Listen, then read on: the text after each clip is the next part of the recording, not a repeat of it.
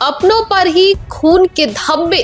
संबित पात्रा ने किया ऐसा खुलासा, कांग्रेस पार्टी के उड़े होश। एक एक कर पात्रा ने खोले कांग्रेस के डार्क सीक्रेट, भन्ना गए राहुल गांधी। रेड कॉरिडोर से ग्रोथ कॉरिडोर तक का यह सफर कोई साधारण सफर नहीं रहा है। नक्सल मुक्त भारत का यह ऐतिहासिक उपलब्धि, यह दो चरित्रों के बीच की लड़ाई है। मैं इसे पॉलिटिकल नहीं बनाता हूं, मगर ये दो चरित्र इसे समझने होंगे। एक चरित्र है स्पष्टता, क्लैरिटी। एक चरित्र है संकल्प, स्पष्टता और संकल्प कि एक राष्ट्र नीति हो और उस संकल्प और स्पष्टता के साथ हम नक्सलवाद को समाप्त करेंगे। और दूसरा चरित्र है भ्रम, षड्यंत्र और सहयोग का। वो चरित्र है the character of confusion, conspiracy and collaboration. ये कॉन्स्पिरेसी, कोलैबोरेशन और कंफ्यूजन की लड़ाई है। अब मैं एक एक करके इस विषय को आपके समक्ष रखता हूं। The Congress and its coterie, they were confused to the extent, वहां तक वो कंफ्यूज थे जहां कांग्रेस के तत्कालीन प्रधानमंत्री मनमोहन सिंह जी का मानना था कि Naxalism is the deadliest evil in this country. Naxalism से खराब इस देश में कुछ नहीं हो सकता है, घातक और कुछ नहीं हो सकता है। वहीं कांग्रेस का एक बहुत बड़ा दूसरा धड़ा था विच रोमांटिसाइज्ड नक्सलिज्म, जिनका रोमांस था नक्सलिज्म के साथ, विच लव नक्सलिज्म। और उसमें आप याद करिए अरुंधति रॉय जो इनकी बहन है, जिनसे ये आइडियोलॉजी लेते हैं, अरुंधति रॉय ने नक्सलिज्म के लिए एक शब्द का, एक फ्रेज का प्रयोग किया था, गांधीयंस विथ गन।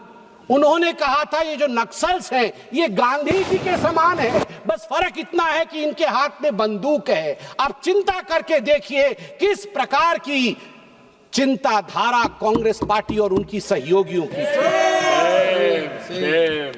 अभी थोड़ी देर पहले मैं सुन रहा था और वास्तविकता है, यह विडंबना है कि इसी देश में, भारत देश में कुछ ऐसे क्षेत्र थे जिन्हें लिबरेटेड जोन कहा जाता था, जहां पर लोग भारत के संविधान को अपने जेब में रख के चलते थे। जेब में, आज भी कुछ लोग जेब में रख के चलते हैं। वहां भारत का संविधान नहीं चलता था, वहां भारत की पुलिस और सुरक्षा की कर्मियों के विषय नहीं चलते थे। वो लिबरेटेड जोन थे, जैसे कि दंडकारण्य, जैसे कि पार्श्वनाथ, जैसे कि बूढ़ा पर्वत।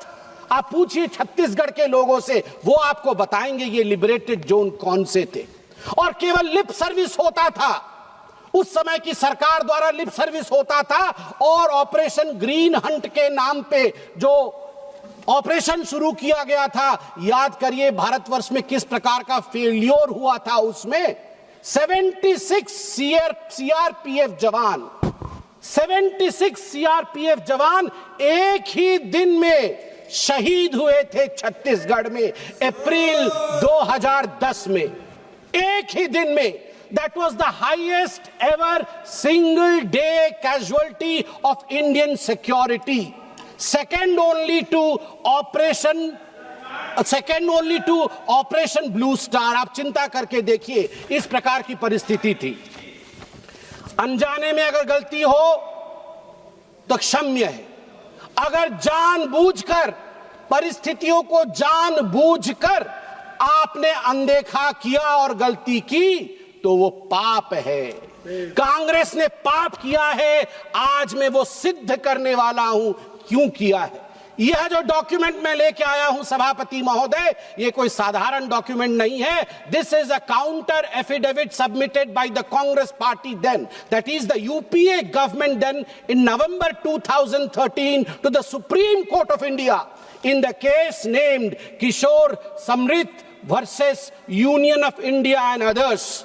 इसमें सुशील कुमार शिंदे जी जो तत्कालीन गृह मंत्री थे, उनके तरफ से यह एफिडेविट दिया गया है। मैं पढ़ता हूं कि कांग्रेस को मालूम सब कुछ था मगर किया कुछ नहीं। Para number 4, the second strategy of the CPIM is to mobilize certain targeted sections of the population, especially the urban population, through its mass organizations which are otherwise known as frontal organization. The mass organizations, mostly operating under the garb of human rights NGOs, are organically linked to CPIM party structure but maintain separate identities in an attempt to avoid legal liability. कुल मिलाकर इन्होंने कहा कि urban नक्सल हैं, मगर आज मैं अगर अर्बन नक्सल कह दूं तो आग लग जाती है। और मैं यहां सिद्ध करके दिखाऊंगा कि ये जानते थे अर्बन नक्सलिज्म क्या है, मगर फिर भी इन्होंने नक्सलिज्म का मेन स्ट्रीमिंग कैसे किया है। नक्सलिज्म के मेन स्ट्रीमिंग में आप याद करिए कि किस प्रकार सोनिया जी जो कांग्रेस की सर्वोच्च नेता हैं, अभी अस्वस्थ है, मैं चाहता हूं कि वो यथाशीघ्र स्वस्थ हो, मगर सोनिया जी की अध्यक्षता में जिस समय वो NAC चलाती थी, NAC और प्लानिंग कमीशन में कौन बैठे थे? नक्सल्स बैठे थे, अर्बन नक्सल्स बैठे थे। मैं उदाहरण दे रहा हूं, मैं उड़ीसा का हूं, सप्तर्षि भाई जो बोल रहे थे वो भी उड़ीसा के हैं। दोनों भाई हम जानते हैं 2011 में उड़ीसा के मलकानगिरी के कलेक्टर R विनील कृष्णन एवं 2 जूनियर इंजीनियर, इनको अगवा कर लिया गया था।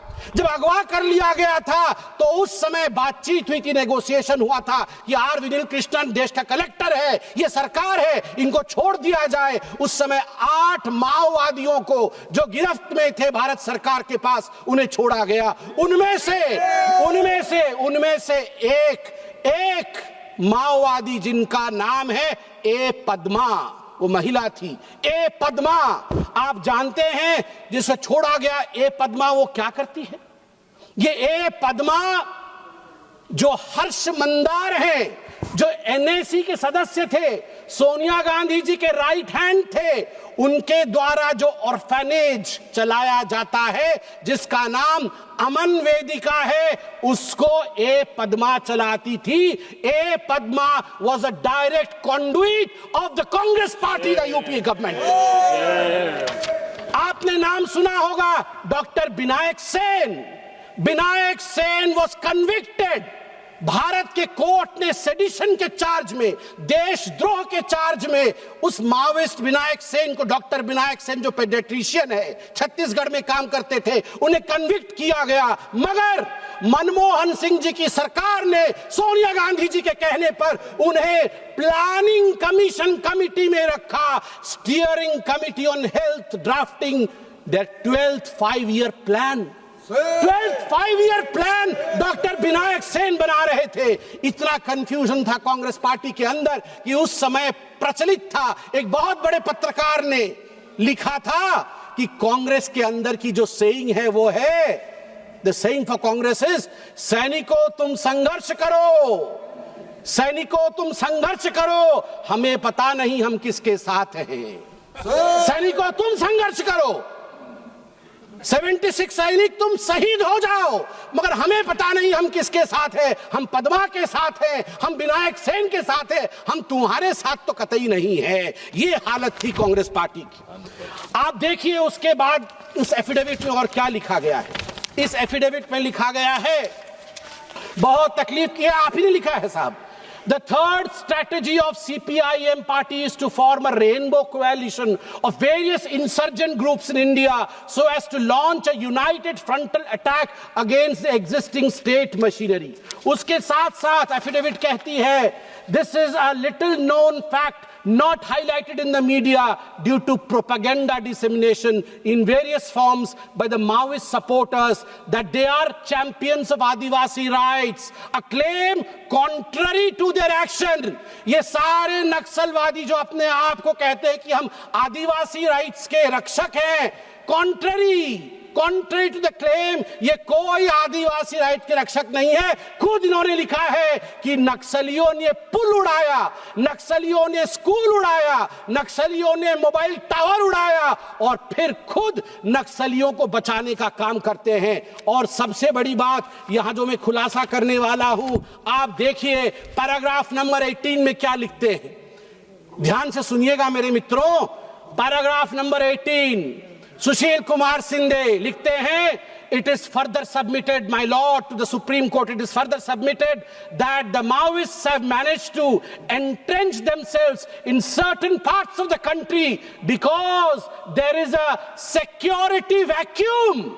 There is a security vacuum and development vacuum.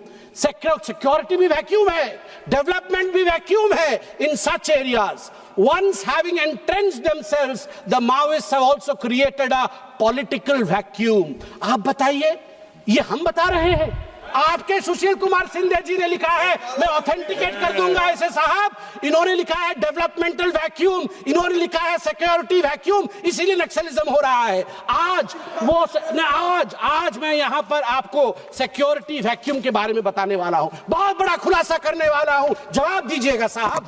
Salma जुदुम के बारे में किसने नहीं सुना है? 2005 में किसने शुरू किया? महेंद्र कर्मा ने शुरू किया, आपके नेता ने शुरू किया। कांग्रेसी भाई थे हमारे, आज नहीं है हमारे बीच, उनकी आत्मा सुन रही होगी। I pay homage to Mahendra Karma today. I am a BJP member, मैं बीजेपी का सदस्य हूं, मगर मैं आज होमेज दे रहा हूं महेंद्र कर्मा को। उसने कहा था पॉलिटिक्स से ऊपर उठना होगा, लड़ना होगा, मर भी जाऊं तो क्या हुआ, सलमा जुदुम के साथ चलना होगा। रमन सिंह जी की सरकार थी, रमन सिंह जी की सरकार ने रिहैबिलिटेशन सेंटर बनाया, 100 गांव से आदिवासियों को लाके कैंप में रखा और मिलके एक ताकत बन के लड़ाई हुई नक्सलियों के साथ। गांव के लोग जीत रहे थे, छत्तीसगढ़ के लोग जीत रहे थे, मगर कांग्रेस की कोटरी ने, कांग्रेस की दरबारियों ने जाके सुप्रीम कोर्ट में पिटीशन डाला। किसने पिटीशन डाला? पिटीशन डाला नंदिनी सुंदर ने, उस नंदिनी सुंदर ने जिसके ऊपर मर्डर का केस था। मगर जब इनकी सरकार बनी भूपेश बघेल जी की, मर्डर का केस हटा लिया गया नंदिनी सुंदर के ऊपर से। उस नंदिनी सुंदर ने पिटीशन डाला और उस पर सुनवाई हुई और 2011 में जस्टिस बी सुदर्शन रेड्डी जी के खंडपीठ ने सलमा जुदुम को समाप्त कर दिया।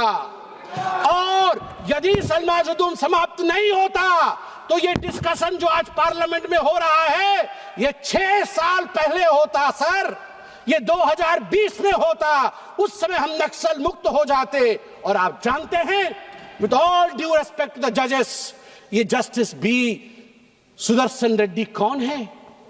जब पिछली बार वाइस प्रेसिडेंट का चुनाव हुआ था, खोज के पूरे ब्रह्मांड से वाइस प्रेसिडेंट के चुनाव के लिए इन्हें जस्टिस सुदर्शन रेड्डी जी ही मिले थे। जिन्होंने सलमा जुदुम खत्म किया वही मिले थे। और नतीजा क्या हुआ? महेंद्र कर्मा और उनके साथियों का, मुझे दुख के साथ कहना पड़ रहा है, आपने अपने लोगों की हत्या करवाई। कांग्रेस पार्टी ने अपने लोगों की हत्या करवाई। मैं क्यों कह रहा हूं? मैं सलमा जुदुम खत्म हुआ और सलमा जुदुम खत्म होने के बाद महेंद्र कर्मा ने कहा, मुझे पता है मुझे छोड़ा नहीं जाएगा। और दरबा घाटी 25 मई 2013 को दरबा घाटी में हम दिखवा लेंगे। अरे भैया, आप बोलने से आप कांग्रेस क्यों समझ रहे हैं? मैं तो नक्सलियों को मैं तो नक्सली बोले तो आपने अपना क्यों समझ लिया? दिखवा लूंगा। अरे सभापति महोदय, मैंने कहा आप कांग्रेस, मैंने कहा माओवादियों ने मार दिया, तो ये क्यों सोच रहे माओवादी यही है? मैंने इनको तो माओवादी नहीं कहा, मैंने तो कांग्रेस को माओवादी, मैं तो नहीं कहा कि कांग्रेस, मैं तो नहीं कहा। तो देखिए, जब सलमा जुदुम समाप्त हुआ तो 25 मई 2013 को दरबा घाटी में 27 लोग इंक्लूडिंग कांग्रेस के बड़े बड़े नेताओं को समाप्त कर दिया गया। सभापति महोदय, मुझे और 5 मिनट दीजिए। सभापति महोदय, kindly conclude. There are more. सभापति महोदय, मैं और दो महत्वपूर्ण विषय रख के अपने विषय को विराम दूंगा। एक मिनट में खत्म। सभापति महोदय, 2018 अगस्त में, याद करिए, जनवरी 2018 में एल्गार परिषद और भीमा कोरेगांव केस हुआ था महाराष्ट्र में। किस प्रकार की आर्जनी हुई थी और यह प्रायोजित थी, किस प्रकार भारतवर्ष को बांटने की कोशिश की गई थी, किस प्रकार जातियों को भिड़ाने की कोशिश की गई थी, और उसके पीछे माओवादियों का हाथ था। गिरफ्तार कौन कौन होते हैं? रोमा विल्सन गिरफ्तार, वरवरा राव गिरफ्तार, अरुण फेरियार गिरफ्तार, सुधा भारद्वाज गिरफ्तार, गौतम नौलखा गिरफ्तार, वेरोन गोंजाल्विस गिरफ्तार और महेश राउत गिरफ्तार। इन गिरफ्तारियों के बाद राहुल गांधी का ट्वीट आता है। ये ट्वीट है अगस्त 28, 2018 का। क्या ट्वीट करते हैं? There is only one place for one NGO in India, and it is called the RSS.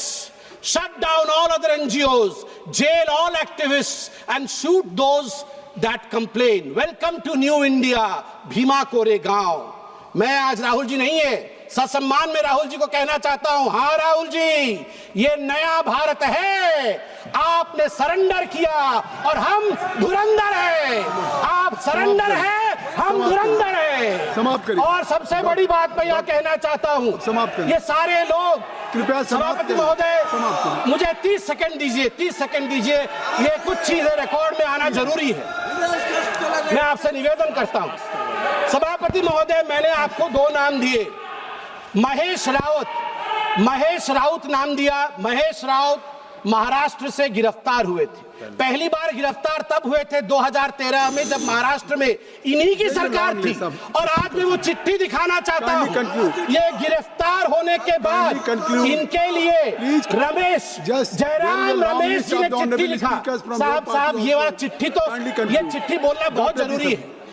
ये चिट्ठी बोलना बहुत जरूरी है, क्योंकि पूरा काला चिट्ठा खुल जाएगा। बात खत्म करिए। साहब, ऐसा है कि जब महेश राउत गिरफ्तार हुए, पहली बार उनकी गिरफ्तारी 2013 में माओवाद के कारण हुआ था। उस समय कांग्रेस की सरकार महाराष्ट्र में थी, मगर उस समय यूनियन मिनिस्टर जयराम रमेश जी ने एक चिट्ठी लिखा महाराष्ट्र की सरकार को कि मैं कहता हूं, यूनियन मिनिस्टर, मैंने अपने सोर्सेज से पता लगा लिया, इस आदमी में गड़बड़ नहीं है, इसे छोड़ दिया जाए।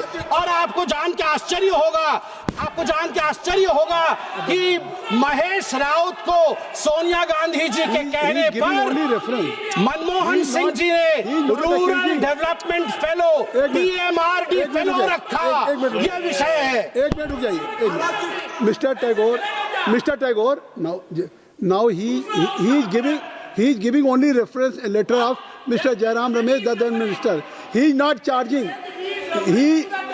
That is true, but he is not making any allegations against him. Please kindly conclude. Sir, whatever I am saying, I can authenticate if you please so, sir. I am referring to a letter by Sri Jairam Ramesh, who wanted Mahesh Raut to be released. Number 1. Lastly, sir, खत्म कर रहा हूं, बहुत दुख के साथ विषय कह के खत्म कर रहा हूं। जब 76 CRPF जवान शहीद हुए थे ना, उस समय आपको जान के आश्चर्य होगा, दिल्ली में एक यूनिवर्सिटी है, जिस यूनिवर्सिटी में मातम नहीं, सेलिब्रेशन मनाया गया था। डॉक्टर बी सबरी, यह है। नहीं सर, जितने ही अर्बन नक्सल है उनको ये कहते हैं तुम मेरा बच्चा है, हम तुम्हें लीगल फैसिलिटी देंगे, किसी भी कीमत पे इन्हें छोड़ना नहीं है।